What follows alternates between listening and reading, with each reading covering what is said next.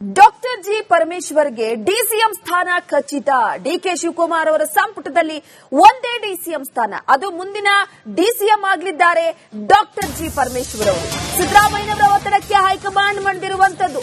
Next DCM ಯಾರು, ಉಪಮುಖ್ಯಮಂತ್ರಿ ಯಾರು ಅನ್ನುವಂತಹ ವಿಚಾರಕ್ಕೆ ಸಂಬಂಧಪಟ್ಟಂತೆ ಡಿಕೆ ಶಿವಕುಮಾರ್ ಅವರ ಸಂಪುಟದಲ್ಲಿ 4 ಡಿಸಿಎಂ ಸ್ಥಾನ ಆಗುತ್ತೆ. ಯಾರ್ಯಾರು ಇರಬಹುದು ಅಲ್ಲಿ ಎನ್ನುವಂತ ಒಂದು ಪ್ರಶ್ನೆ ಇತ್ತು. ಆದರೆ ಸಿದ್ದರಾಮಯ್ಯನವರ ಒತ್ತಡಕ್ಕೆ ಮಣಿದಂತಹ ಹೈಕಮಾಂಡ್ ಈಗ ಡಾಕ್ಟರ್ ಜಿ ಪರಮೇಶ್ವರ್ ಅವರಿಗೆ ಡಿಸಿಎಂ ಸ್ಥಾನವನ್ನ ನೀಡುವ ವಿಚಾರಕ್ಕೆ ಸಂಬಂಧಪಟ್ಟಂತೆ ಮಾತುಕತೆ ನಡೆದಿದೆ. ಹಾಗಾಗಿ ಡಿಕೆ ಶಿವಕುಮಾರ್ ಅವರ ಸಂಪುಟದಲ್ಲಿ ಕೇವಲ ಒಂದೇ ಒಂದು ಡಿಸಿಎಂ ಸ್ಥಾನ ಇರಲಿದೆ, ಅದು ಡಾಕ್ಟರ್ ಜಿ ಪರಮೇಶ್ವರ್ ಅವರಿಗೆ. ಹಾಗಾಗಿ ಒಂದು ಕಡೆ ಸಿದ್ದರಾಮಯ್ಯನವರ ಆ ಒಂದು ಬೇಡಿಕೆಗೆ ಈಗ ಹೈಕಮಾಂಡ್ ಕೂಡ ಮಣಿದಿರುವಂತದ್ದು. ಒಟ್ಟಾರೆಯಾಗಿ ಇಲ್ಲ ಡಿಸಿಎಂ ಸ್ಥಾನದ ವಿಚಾರಕ್ಕೆ ಸಂಬಂಧಪಟ್ಟಂತೆ ಒಂದಷ್ಟು ಗೊಂದಲ ಇತ್ತು ಡಿಕೆ ಶಿವಕುಮಾರ್ ಅವರ ಸರ್ಕಾರದಲ್ಲಿ. ಆದರೆ ಡಾಕ್ಟರ್ ಜಿ ಪರಮೇಶ್ವರ್ ಅವರಿಗೆ ಡಿಸಿಎಂ ಸ್ಥಾನ ಖಚಿತ.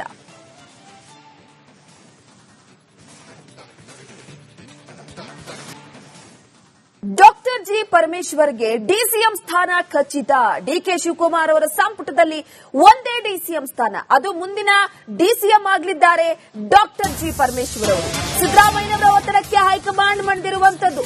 ನೆಕ್ಸ್ಟ್ ಡಿಸಿಎಂ ಯಾರು, ಉಪಮುಖ್ಯಮಂತ್ರಿ ಯಾರು ಅನ್ನುವಂತಹ ವಿಚಾರಕ್ಕೆ ಸಂಬಂಧಪಟ್ಟಂತೆ ಡಿಕೆ ಶಿವಕುಮಾರ್ ಅವರ ಸಂಪುಟದಲ್ಲಿ 4 ಡಿಸಿಎಂ ಸ್ಥಾನ ಆಗುತ್ತೆ.